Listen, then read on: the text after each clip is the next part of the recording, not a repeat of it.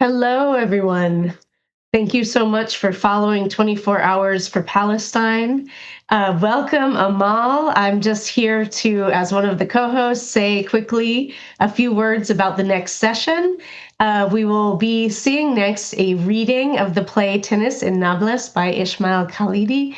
The reading will be followed by a conversation with the playwright, moderated by Malek, Najjar, and Hala Baki. And so I wanted to welcome Malek, Hala, Amal, all the folks involved in organizing this session. It's so great to see you. And hi, Hala. Hi. Hey, Amal. Thank you for joining 24 Hours for Palestine. Hello, Malek. And I will leave this beautiful session to you. See y'all soon. Thank you very much for that intro. And I'm actually going to do a quick turnover to Amal, who's going to introduce our cast. We're going to kick things off with the reading first, and then Malek and I will pop back on with Ismail as soon as they are done. Hi, everyone. I'm Amal Bishrat. I'm co-founder, artistic director of Meme Collective. And for this session, I've directed the reading, and I'll also be reading some of the stage directions and a few plot summaries to move the plot forward. But this is going to be hour 6, session 6 of 24 Hours for Palestine, co-produced by Golden Thread and Art to Action. It's a special 30-minute presentation of selected scenes from the award-winning play Tennis in Nablus by Ismail Khalidi, and followed by a conversation with the playwright. Today we have a group of incredible actors performing this reading for you. They are Victoria Nassif, Patrick Harvey, Deborah Eliezer, Addie Marsh, Mohammed Chakmakchi, Christopher Gerson, Wiley Naaman Strasser, and Faiz Sadiq. And I'd like to give a very special thanks to Victoria Nassif, whose idea it was to bring this reading to 24 Hours for Palestine. And she's also done so much to help make this session happen. Thank you so much, Victoria. So before we begin, I just want to emphasize that what you're going to see today for the reading is a selection of scenes and passages from the play. It does not represent the full piece, and for the sake of time and for our Zoom format, we have made substantial cuts to the overall piece. So just wanted to make sure everyone was aware as they were watching this.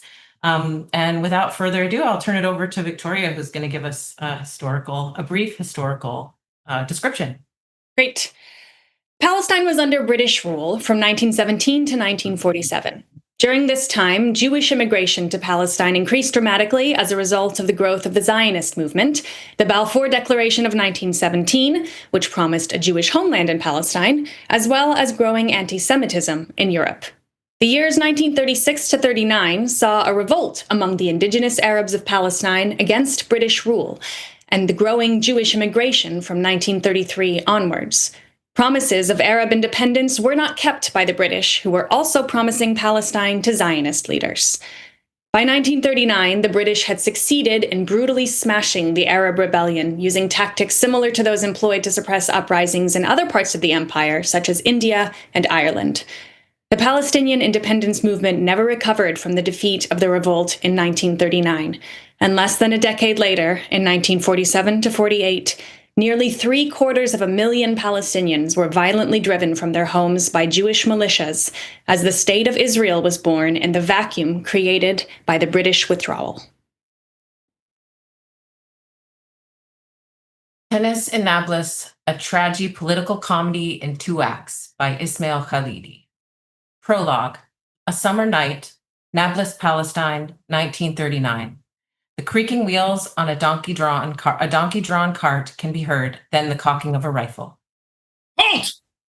Step down from the carriage with your hands in the air!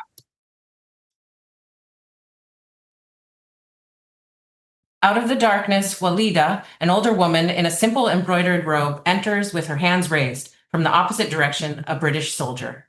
What's in the carriage, old crone? Bidinjan, Your Highness. What? Eggplant, sir. Aubergine. I want to take them to the early morning markets up north. Eggplants? No relation to eggs, sir.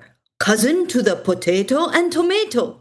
Who would have known such a dark, purple orb was related to the fat, lumpy white potato?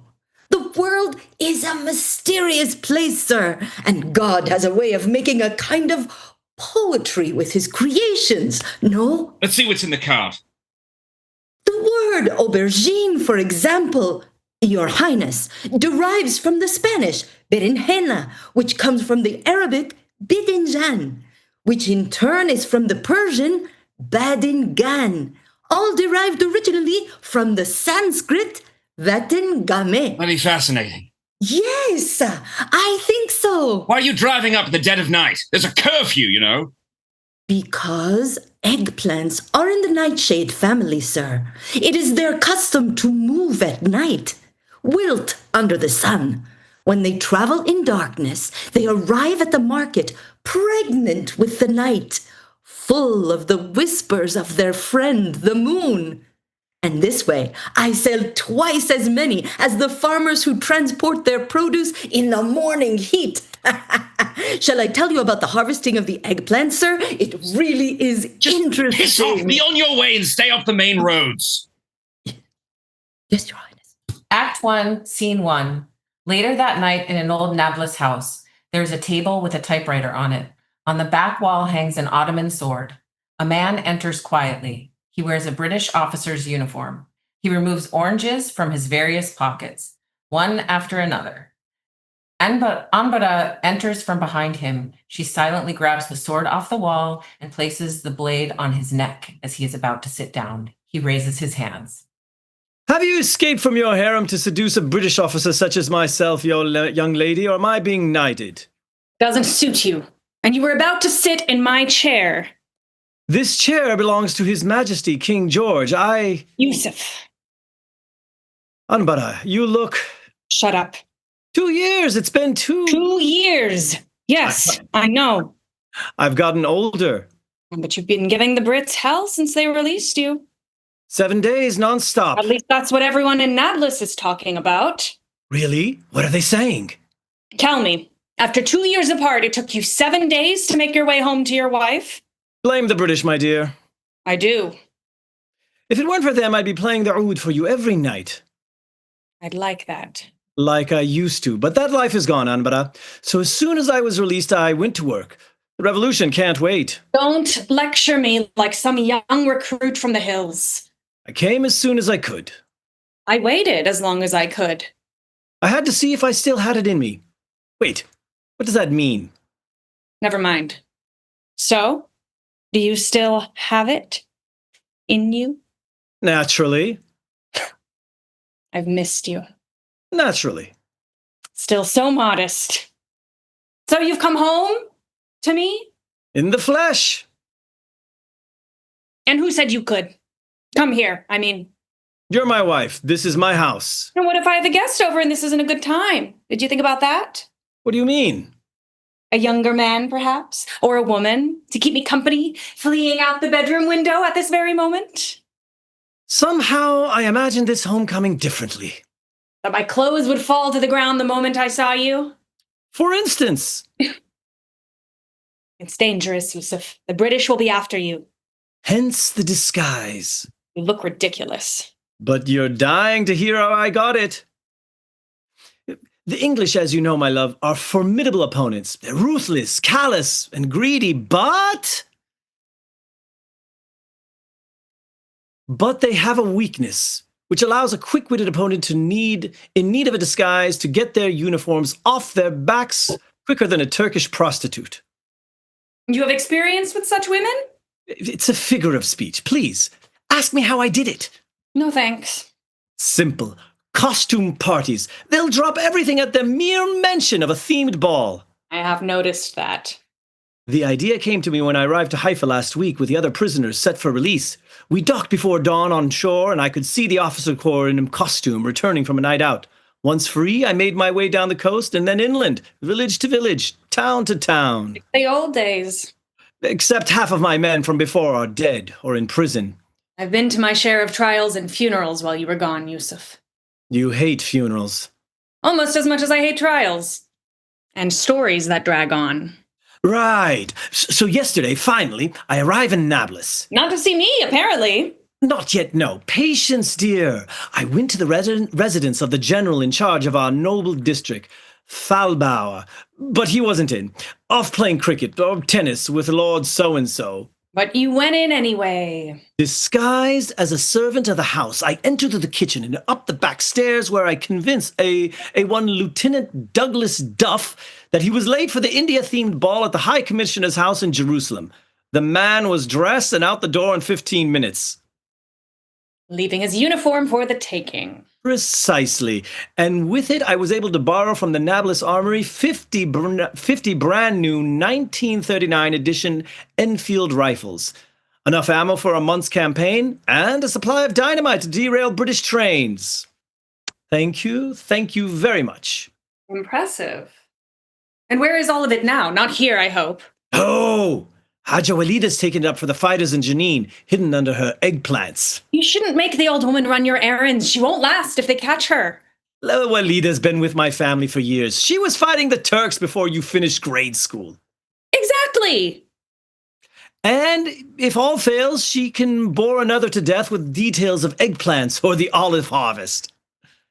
How they must regret the day they set the famous rebel Yusuf al-Qudsi free. Imagine! They wanted to send me to London for the negotiations. You refused, I heard. They thought I'd scurry off to England and to beg them for terms with the others. Don't underestimate them, Yusuf. I know the Brits. I know precisely what they're after. They want to conquer everything south of the dreary little isle in order to kidnap the sun to brighten the place up. It's hot. You know, I still get nervous every time I see you. A rugged rebel made speechless by a beautiful peasant girl. Your fantasies are so predictable, Yusuf. Yusuf kisses Anbara for the first time. Drifting in at the strangest times.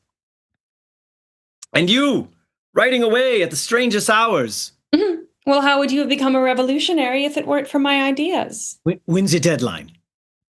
Noon. Arabic and English editions, to go to print before the British release their report on the London meetings. Muhammad Ali Baibars, at your service. A pleasure, Mr. Baibars. I hear you're quite a thinker. You also have a lovely smile and divine... Whoa! I'll follow when I'm done. Exile is lonely. I know. My husband was imprisoned on an island at the end of the earth for 613 days. What's with the oranges? Stole them. From that grove on the road from Jaffa to Tel Arish. Your family's land? Not anymore. New ownership. It's a Jewish farm now. Tarek. Phew, he's been busy while I was gone. There's a killing to be made on real estate these days. Your nephew isn't one to miss out. When Walida returns, I'll have her fetch Tarek for a friendly talk. You didn't get the message last time. I'm his uncle. He'll listen. Finish that article before the old lady returns from Jenin. Yusuf exits. Anbara types. Act 1, a passage from scene 3. Later that morning at the house, a knock at the door. Yusuf draws the pistol and melts into the shadows. Anbara lets Tarek in. Yusuf emerges from behind him. You look richer, nephew. Still armed, I see, and utterly unreformed after all these years. Unrepentant, too. Now give your uncle a hug. I made fool. Still the best beans this side of the Sinai. They sit. Yusuf puts his pistol near his plate. Are you threatening me, uncle? Are you threatened by me, my nephew? No need to mock me as if I were a little boy. You're only 10 years older than me. 11, actually. Could you please put that thing somewhere else? Yusuf slides the gun a couple of inches away. Further? Yusuf slides it another couple of inches away. Like another room, perhaps? Well, maybe you'd like to hold it. Is that it? Here, take it. Anbara snatches the gun and tucks it into her robe. Now, would you children like some food? Thank God your wife is more civilized than you, uncle. I'll take that as a compliment, unless you're referring to British civilization. And what if I was? Here we go. Then I'd consider it an insult, since they were painting their bodies and drawing on caves when we were building fountains and universities and inventing mathematics. Oh, such an example of refinement you are, sitting with a revolver on your plate. I'm a hunted man. Look how they got Zapata in Mexico. Oh, no. Oh, don't oh no me. He was betrayed in his own territory. Still comparing yourself to dead revolutionary heroes. I'm protecting myself. I don't know who I can trust after all. Have to watch my back. Spare me, Yusuf. You're a petty thug. And you are a petty little capitalist. But believe it or not, I missed you, Tarek. Or is it Rick now? It's Tarek. Let's not confuse my business with who I am as a person. Fine. As Yusuf and Tarek continue talking, Yusuf tries to convince Tarek to join the revolt, and Anbara pleads with Tarek to stop selling Palestinian land to Europeans. Tarek refuses to listen. Suddenly, the door is kicked open and a British soldier enters, his rifle pointed at Yusuf. Lieutenant Duff enters behind him with a pistol drawn. He wears a full Maharaja costume. Breakfast's over. Hands where we can see them. To Yusuf.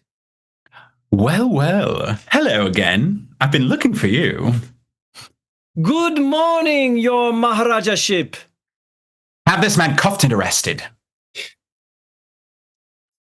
I think we arrest him and then cuff him, sir, technically. Well, technically, I don't care which order you do it in. He's a rebel and a thief. Cuff him.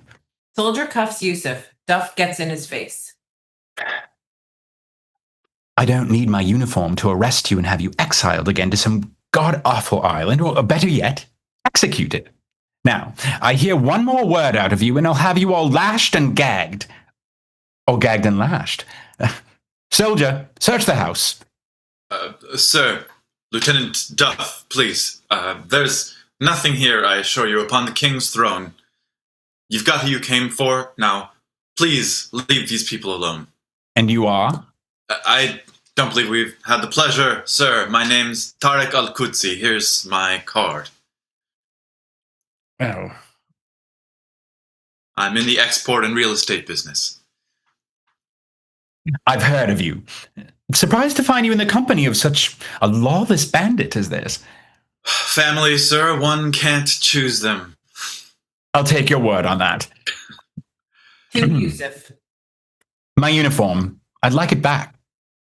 Seems I misplaced it last night, Your Excellency. Take him away. Anbara draws the pistol, cocks it, and holds it to the back of the lieutenant's head. You'll be taking no one out of my house. Is that thing real? Looks pretty real to me, sir. I thought they were supposed to be timid and docile in the Orient. I'm very outgoing, sir, and this gun is definitely real. Shall I test it out? That's quite all right, lady. Shoot her. Wait! I said shoot the bitch. Ready? Anbara, put it down. I won't let them take you. Aim. I'll be fine. I'll be free in no time. You'll hang. Go to Baibars. What he writes makes a difference. Silence! If he can't free me, at least he won't let me die in... Shut up! Shut up! Everyone shut up or I'll have you all shot! Put the gun down, Anbara. Anbara lowers the weapon. Now, arrest her and confiscate the weapon. The soldier grabs Anbara and the gun. I'll give you names. Let her go and I'll give you names. Yusuf, shut up! Take me in! Duff once again gets in Yusuf's face. I want the financiers behind the revolt. Can you give me that? Yes. Very well. Release her. The soldier Move out. The soldier and Duff leave with Yusuf in tow. He was irresponsible to come here to put you in danger, Anbara. The one place that they'd know to look. I'll go at once to straighten this out. You'll see that my name and my way can achieve more than mere thuggery. Negotiations, compromise, deal-making. A calm discussion between adults. You must assure me, however, that when I get Yusuf out, you'll make him see things my way. It's only with restraint and cooperation that we can advance our cause. I call it rational nationalism. The revolution is about evolution. You'll see, I'll take care of this. The Brits will pay for their arrogance and see us once and for all as equals. Oh. Bravo. Very inspiring. Oh, You were done, no? Or is there more? No, sir. Yes, thank you. I was done. Then I must inform you that you're under arrest by the mandatory authorities of His Majesty King George of England. For what? For your clandestine role in assisting financially and material the treasonous rebellion against the British mandate in Palestine, Mr. Kudzi. There's been a terrible mistake, sir. Evidence doesn't lie. And if it does, oh well. This is an outrage, Lieutenant. Please, I demand to speak with the General. Yes, well, perhaps you can give him your card. Act 1, a passage from Scene 5, the prison holding area. Tariq and Yusuf cuffed. The lieutenant, still in Maharaja wear, sits at the desk writing. Rajib and Michael enter. Thank you for coming, soldiers. Remind me to commend you to the General. Really, sir? Oh, it's very kind of you, sir. No, it's not. Never mind. At ease. Rajib stares at Lieutenant Duff's Maharaja outfit. Yes? Is there something you want to say, Private O'Donegal? No? Good. Now button your uniform. Michael rests the rifle against Yusuf and buttons his shirt. I'd prefer you didn't hand your prisoner the rifle. Oh, you're right, sir. I'm sorry. It would have been a disaster. He might have shot you, sir. Michael takes the rifle back. One more insubordination from you, Private, and I'll punish you. Understand? Sir, I'd like to speak with the General at once. You'll get your chance to speak to General Falbor soon enough. Thank you. As it happens, he's the presiding judge of the military court you'll be standing in front of. Private, these two men are a very well-respected clan in Palestine, and Arabs are quite fond of their honor, so make sure they're treated accordingly. You know, Lieutenant, our ancestors fought alongside Salah ad-Din when he defeated your Richard the Kittenheart and his crusaders. Richard the Lionheart. Lionheart. Any orders for me, sir? Yes, actually. You can hop over to the tennis court and have it leveled and ready to go by 11 o'clock. Rajib Dismissed. And exits. Now that you look more like a soldier, O'Donegal, I'll ask you to escort these two men to cell 5. Not 4, not 3, 5. Okay? And do remember they are dangerous and will gladly slit your throat. Duff leaves. What's your name, young man? Well, it's not Paddy or Mick, I'll tell you that. I enjoy being called Arab Beast or just Wog. I also like damned Semite scum. It has a wider scope of targets for the British gentleman. Is that so? Dirty Mohammedan. Irish bastard. Bloody Bedouin goat shagger. Filthy potato eating Pope lover. Two-timing camel riding terrorist. Tinker Mig Tig monkey son of a paddy whore. Touché. Yusuf al-Qudsi. And this one here is my traitorous nephew Tariq. Say hello, Tariq. Tariq doesn't. Michael O'Donegal. Cigarette. Michael shares a cigarette with Yusuf, who is still cuffed. Any relation to Sean O'Donegal? Me dad's second cousin, yeah. You know him?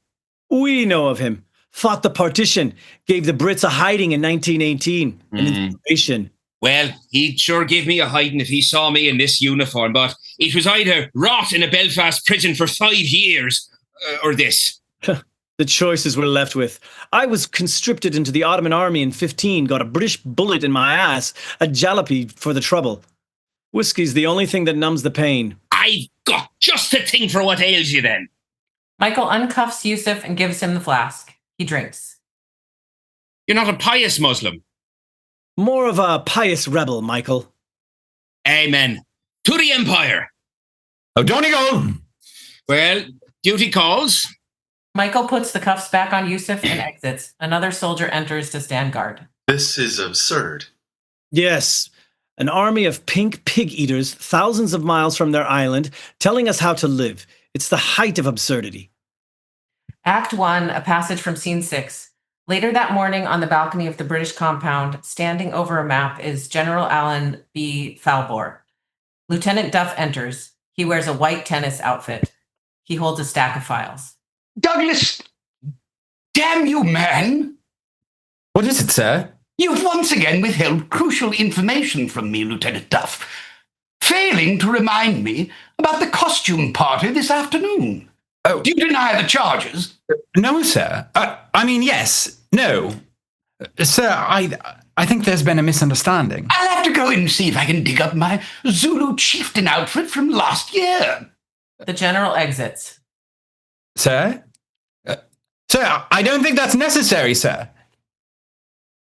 I could have sworn that party was this Friday, and now you'll show me up with that smart little sailor's outfit that you've put together. But it's Wednesday, sir. Remember, and I'm not a sailor, actually. Well, what are you supposed to be, then? A tennis player, sir. Oh, yes. Well done. You're missing the racket, though. That's because it's on the tennis court. We play tennis Wednesdays, sir, after the briefing. Just got dressed a little early, so there's actually no costume ball, sir.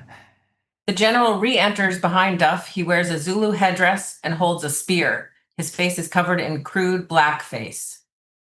No party? He exits before Duff can see him and returns without the costume, his face still painted. Tennis it is. Shall we carry on with the meeting then, Lieutenant? Before it is, too hot to play. Yeah. Your face, sir. You seem to have put on your Zulu, war paint. Oh, yes. Of course. It's a prototype we're testing out. A sort of anti-wog camouflage, Lieutenant, to blend in with the natives. I want to get your top-secret feedback before we deploy in the field. Maybe a shade lighter, but, you get the idea. Great thinking, sir. It turns out I couldn't find that Zulu costume after all. It was stellar. The Spanish consul was quite convinced, Oh, yeah, he was, wasn't he? Yeah. Shall we get on with the briefing, sir? Yes. One moment. The general exits. Lieutenant Duff looks at his watch and then calls off the balcony. Rajid, O'Donegal, report to the courtyard. Michael and Rajib enter. I believe I told you to have this raked and smoothed over before 11 a.m., did I not? Me? Oh, not me, sir. Sorry. Duff points at Rajib. Then I told you. I don't recall you telling me anything, sir. Are you certain? Yes, now I remember. A very dashing Maharaja told me something about tennis courts, sir, but I've not seen him since. I've seen him. He was wiping the general's arse for him just this morning. I warned you, O'Donegal. Soldier! Soldier runs on stage. Administer 5 lashes to Private O'Donegal for being a smug Fenian bastard. On my count? Michael removes his shirt. The soldier stands over Michael. With every count, Michael is struck on the back with a leather strap. 1, 2, 3, 4, 5. Oh. This isn't Dublin or Belfast or Sligo or wherever your mother spawned you. You will follow orders and act civilized even if it is against your nature. And that goes for you too, Vikram. I'll deal with you later. The general re-enters in his tennis outfit. Proceed.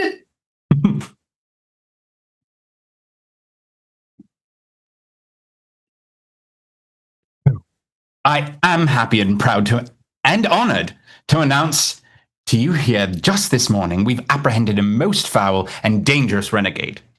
His name is Yusuf Al-Qudsi. Later that day, while General and Lieutenant Duff play tennis, they force Yusuf and Tariq to fetch balls while chained together at the ankles. Back at the cell, O'Donegal brings Yusuf and Tariq food and a newspaper containing an inspiring article written by Anbara, posing as a man named Baibars. Late that night, Yusuf is pulled from his cell and tortured, and Tariq wakes up to hear his screaming. Act 2, a passage from Scene 2. Lights up on Tariq and Yusuf in the cell, while unseen from offstage, a tennis game is heard. Fantastic shot, General. Yes, thank you, Duff. Deuce? I prefer football. More of a people's sport. This tennis is still a rather new game. Give it time. It can have all the time it wants. Balls! Pick up the pace there, Patty. Perhaps I owe you an apology for... Turning me in? I hope when we're old men we can laugh at all this. If I don't hang, why not? You won't hang. I've seen men hanged for less. I heard you screaming. I wasn't screaming. I was laughing. I thought they were going to kill you in there. And then, all of a sudden, I felt... Guilty? different, awake. Stop. I was wrong. You were right. It's too late. What? The revolt. Maybe it's time to give up, change strategies. After all your grand speeches, you're going to surrender? No. So? But a revolt, Tariq. It's a reaction. A stand against something, right? Sure. But we forgot that it also has to be a step towards something. We want independence, fine. But what's next? Until we're sure and everyone is united, then we just end up fighting to forget, to survive, to resist. But we are easily divided. You don't sound like yourself. I haven't been myself for years. All this, the jailings, the running, the death, the fear, it changes you. What if we can't get back what we've lost? Maybe a well-executed rebellion can scare the Brits into concessions. That is what I mean. Why must we be feared in order to be free? What does it do to you to become something that is feared? In any case, as long as the Brits fear the Jews more than us, we'll always be at the bottom, fighting over the scraps. They don't fear them. Oh, they look down on them and fear them at once. They actually believe Jews plot to rule the world. I don't fear them, Tariq. Why would I? No, it pains me is what is happening to our long-lost cousins at the hands of Europeans. They are changed by Europe, of it and yet not. The tribes of Berlin and Odessa, Vienna and Warsaw. But Zionism scares me. For it is a solution infected by Europe's diseases, by colonialism and slavery, even fascism. And they arrive in Palestine, relieved to be rid of their Christian overlords, but not rid of them, not in their minds. And they are intrigued by this place, its beauty, its harshness, but also repulsed by it, and repulsed by us. So they change the land, mold it into their own image, and make it theirs, just like the Europeans do, and plot to make us invisible, one way or another. That's what scares me. Not all of them think like that. The ones that matter do. Oh, come on, you don't know how this will end.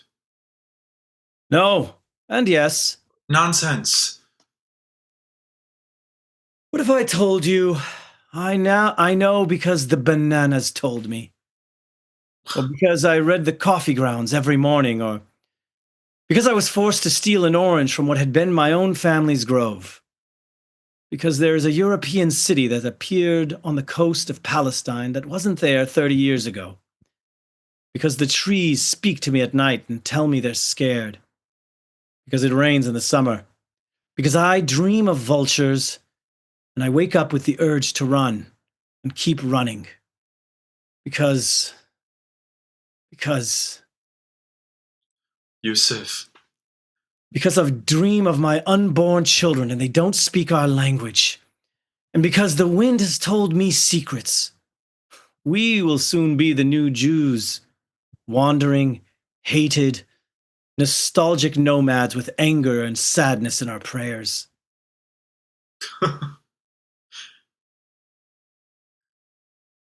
Fine. Well, what if I told you that I have hope, Yusuf? Me, your worthless, traitorous nephew. Thunder rumbles and then turns into the sounds of a protest outside. It grows. Yusuf sits up. They've come to get us. They're calling our names. There must be thousands. They've answered Baba's call. I've never heard so many people saying my name at the same time. You're guilty now, Tariq. No. Yes, fine. Give me a cigarette. Yusuf hands him one. So this is what it's like, huh? To be a rebel? No need to get drunk on their love, eh? Sip it. There's work to do. You're right. You know, these people... There are people. Your people. Those people out there, they're resilient, yes? They admire me. Yusuf, I'll put my money behind the revolt, with certain caveats. Caveats? Yes, stipulations, requirements. Yes, I know the meaning. I meant... I can unify us. I can convince others. A raucous cheer is heard from outside. I can't let them down, Yusuf, not now. They came for us. You have to love them back. I mean, really love them. So what now? Outside, shots are fired, screaming, chaos, and more shots. The sounds of a riot. Just promise me something. What? That you'll always come back to them. But I won't leave them. I'm here. Yusuf clocks the clock's doors opening and closing in the distance and footsteps approaching. Don't forget how they cheered for you today. I won't. Yusuf is suddenly pulled violently out of the cell. A crash of thunder brings darkness. End of reading. Turning it over to Hala and Malek to lead the conversation. Thank you so much, Emma, and thank you to all the actors for that fantastic reading. Well done. And welcome to Malek, welcome to Ismail, our playwright. Thank you for being here and for being in conversation about the play. And I want to just dive right in and say, based on what the audience has seen in this excerpt and also, in the larger play as a whole, one thing that Ismail does such a beautiful job of is revealing all the tensions and power dynamics, both between Palestinians and non-Palestinians during this time period, such as, the British or the Zionists, or even British colonial subjects from India and Ireland. But also, the play does such a nice job complicating the intra-Palestinian relationship, and also showcasing the sort of diverse ways in which Palestinians at the time were approaching resistance, right, on multiple fronts. So I just want to, ask Ismail whether that was a conscious choice that you approached writing the play with, and what you think, how you think that resonates today, that sort of exploration of the complexity of Palestinian perspectives and approaches to resistance. Yeah, thank you, Hala, and good to see you. And thank you, Amal, and all the actors. And thanks to Art to Action and Golden Thread for putting together this amazing 24 hours in these really dark and trying times, and kind of using art as a form of cultural resistance against genocide and colonialism and racism. I think it's a really good question. I think in any colonial situation, it's very cliched to say it, but it's very true that divide and conquer is a tactic that's been used very effectively by the British, by the French, by the Portuguese, by the Spanish, etc. I mean, that's one of the main tools of colonial domination. It always has been.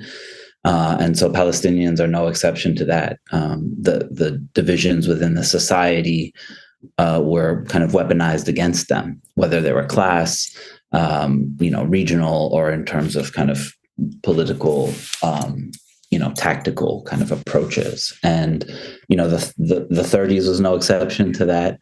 and nor was the 40s, and nor the time that I wrote this. I mean, I originally wrote this play actually in 2008, and if for those of us who remember, that was right after this, pretty, what's now in retrospect a very momentous kind of rift between Fatah and Hamas and Gaza, and that has kind of laid the groundwork in many ways for the horror of this moment.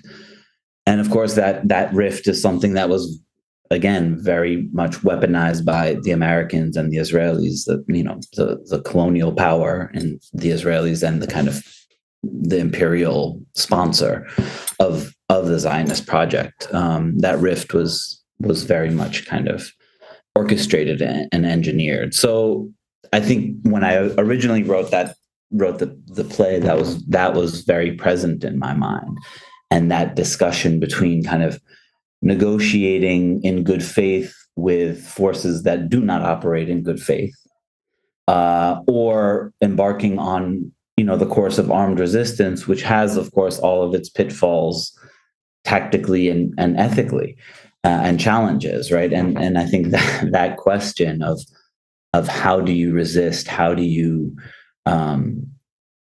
engage with the occupier or the regime, whether it's an authoritarian regime, a fascist regime, or a colonial regime, or some combination of the above. So I think those questions were really important when I wrote it. They were really important, and at the time, in the time period of the play, and they're important today. Ismail, I think one of the amazing things about your playwriting is you provide us with historical perspective.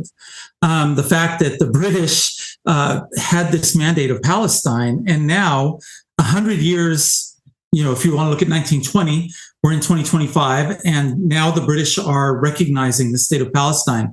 What does that say to you right now in this moment where we are watching, of course, the horrific destruction of Gaza, the overtaking of the West Bank, just short of a complete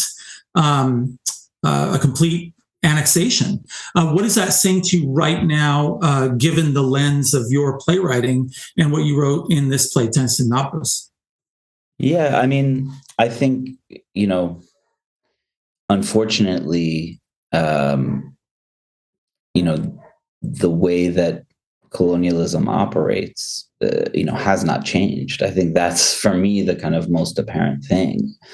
I don't even want to get into the kind of statehood recognition stuff, because I think in many ways it's a red herring, and it's clear there's not going to be real reparations from the European powers for the destruction they've wrought throughout the world. Look at Sudan today. That is the result in many ways of British colonialism and the destruction of a society and sovereignty, over 100 years ago. And one of the things I wanted to do with this play, and I think what we're witnessing today in Gaza kind of bears that out, that these tactics do not change, and that it is to look at, to bring kind of Ireland and India in the picture, and not just as a kind of creative comparison. The fact is that the British did bring in the same officials, the same military people, the same torturers and killers that were that were destroying Irish resistance in Ireland to British colonial rule, and the same commanders that fought in India against the Indian independence movement. All of these tactics that actually today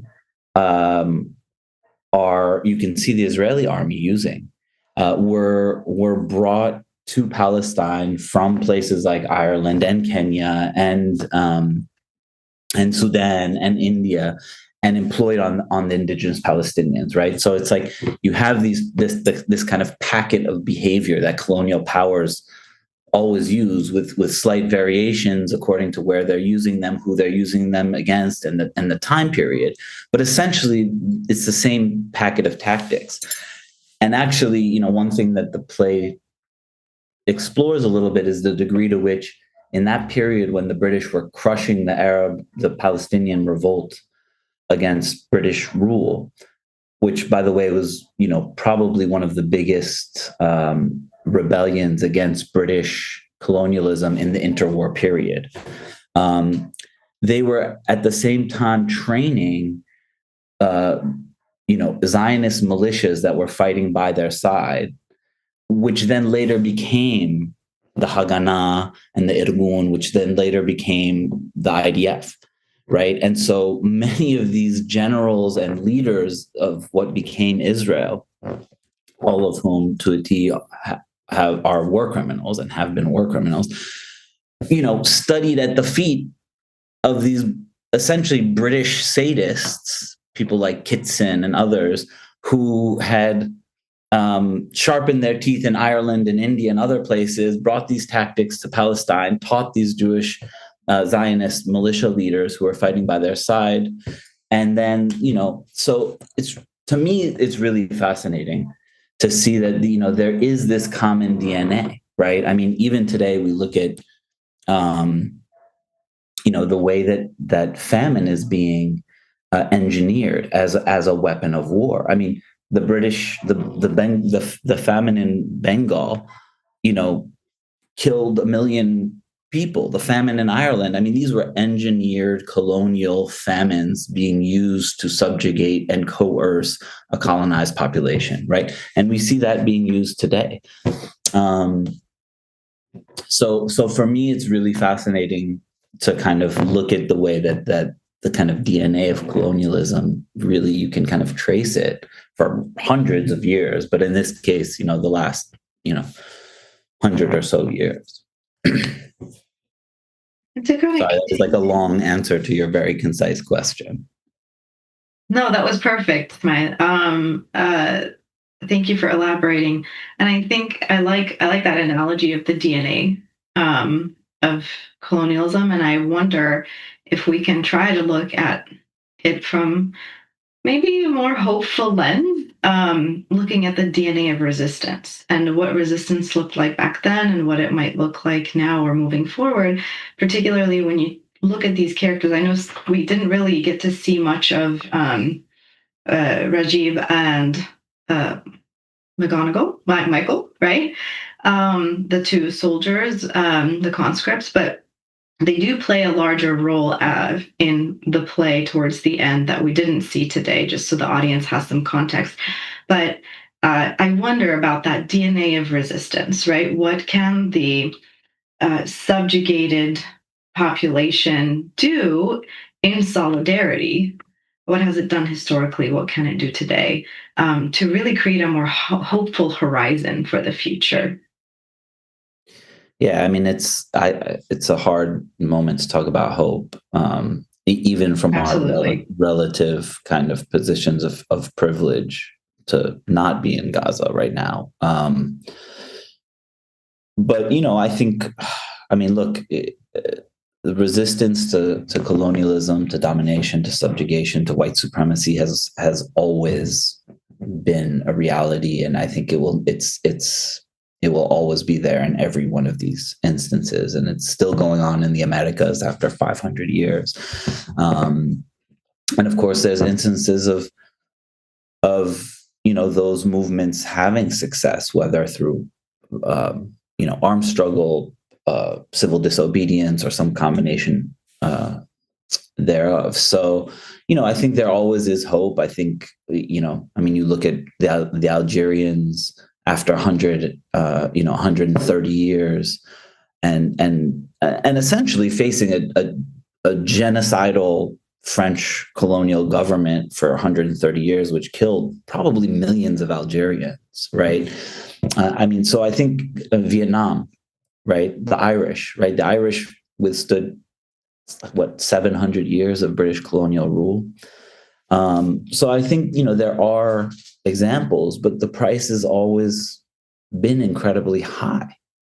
And I think that is, one of the most kind of evil things about colonialism, right? Is that it gives you this double bind. It gives you this choice of kind of survival and humiliation or annihilation, right? I mean, it's a very dire set of choices that people under colonial rule have, and we're witnessing that in its one of its starkest versions in Gaza right now. So I think that's one hope, and it's hard to kind of wrap your mind and your heart around that. And then, of course, I think there is the hope that is, the term resilience can be very problematic, but in art, in artists, in cultural resistance, in humor, right? I mean, you will often find that people who have been subjugated and oppressed and marginalized and colonized in the most heinous ways are sometimes the funniest people. I mean, including, the Jewish diaspora is one example of that, the African diaspora, right?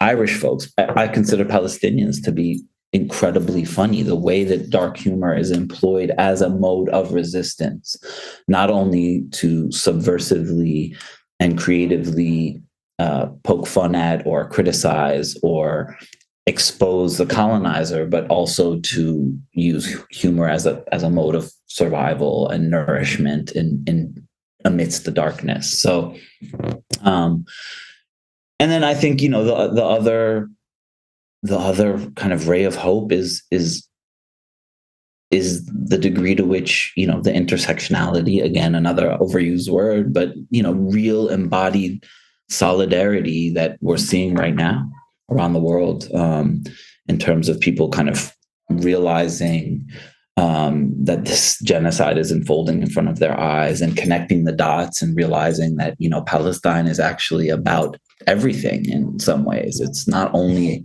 about colonialism and settler colonialism. It's also about white supremacy. It's also a feminist issue. It's also an ecological issue. It's also an issue about capitalism and class. I mean, and indigeneity.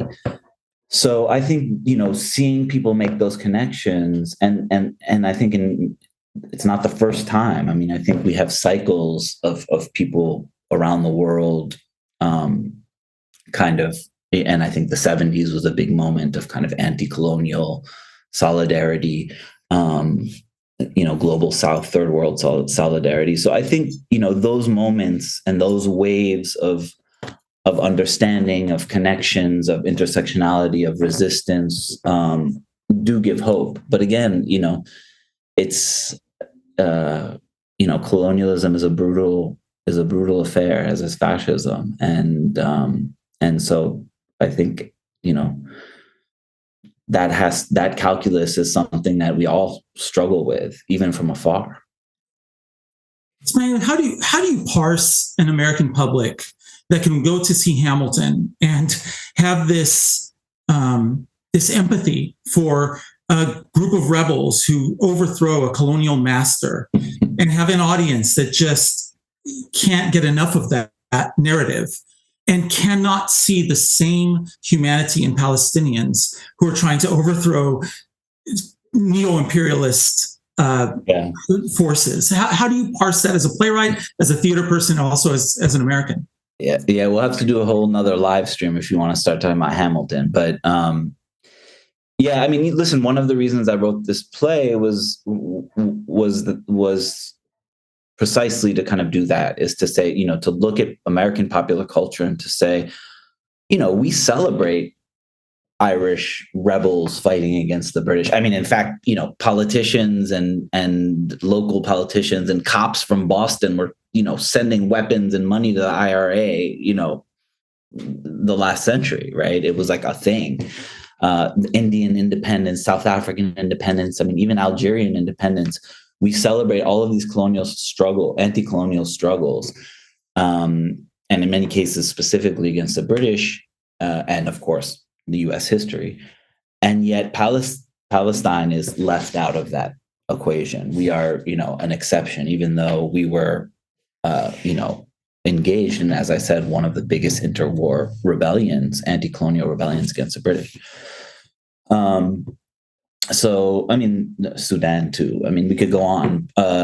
So I think, one of the reasons I wrote it was to say, like, let's contextualize it. Let's expand, the way that we and apply the same standards to Palestinians. But look, Malek, I mean, I think it's no secret that we have been conditioned in this. I mean, one thing is that, Zionist settler colonialism is although it has much in common with other settler colonial projects, whether in Algeria or South Africa or elsewhere, it is unique in terms of the kind of religious element of it, its connection to Christian Zionism, et cetera. And the fact that, we as Palestinians are, as Edward Said says, victims of victims, right? So I think, that all of those are and the place that Israel and the kind of settler colonial ethos plays in the American imaginary complicates very much our specific situation as Palestinians resisting colonialism. That said, or in addition to that, Palestinians specifically, but Arabs more generally and Muslims more generally have been subject not only to American wars, destructive wars for the last decades, in Iraq and Afghanistan and Somalia and Yemen, et cetera. But also, we've been conditioned by, TV and films that are full of some of the most, racist, Islamophobic, horrific anti-Arab tropes that you can imagine. And it's been, incredibly systematic, incredibly, relentless for decades and decades, certainly my whole lifetime, but very much, in a heightened form since 2001. And that has an incredible effect, right? I mean, these, TV and films are incredible. And of course, mainstream news are incredibly powerful at conditioning the way people think. And I think that, Gaza is a payoff for that process of indoctrination, of dehumanization that's been going on for decades, in the sense that you see very clearly the degree to which that dehumanization operates in the language of the New York Times and in the way that people, officially speak about it. Of course, I think that wall is cracking because people are seeing it very clearly, and Palestinians are able to kind of speak directly from this, these killing fields and these concentration camps. But that I think that dehumanization that's been kind of trickled into our minds or rammed into our minds in film and TV and in theater even, has been really effective and effective enough for these policies to be carried out, without too much resistance on an official level. Well, I will never forget your one line, if I may just add one last line from Sabra Falling. You've hunted us into the sea, blown us into the sky, and driven us under the earth. There's nowhere for us to go. So I think Ismail, I just want to commend you for writing these plays, for giving us this prescience, for providing a powerful representation of Palestinians in a theater landscape that dehumanizes Palestinians on a regular basis. So my thanks to you. My thanks to the amazing cast that read today. To Amal, thank you so much for your beautiful direction. And to of course, Hala, my wonderful co-editor and friend. And we are very honored to have been a part of this presentation. Second all that. And before we sign off, I want to make sure everybody here knows that Ismail's anthology of plays was just published this year, so please make sure to check it out. It was published by Methuen Drama by Bloomsbury. You can get your copy and read the rest of his plays. They're really spectacular. Malek and I had the pleasure of co-editing this anthology. It's quite excellent and inspiring. So thank you for giving us so much to work with, Ismail. And unfortunately, now we do have to move quickly to the next session, so I will introduce the next session. Next up, we have a photo poem titled Do You See Me?, followed by a conversation with Dr. Ahmed Al-Farra. We leave you with writer, poet, playwright, and digital creator Mo Sati to tell you more about what you will witness. Thank you.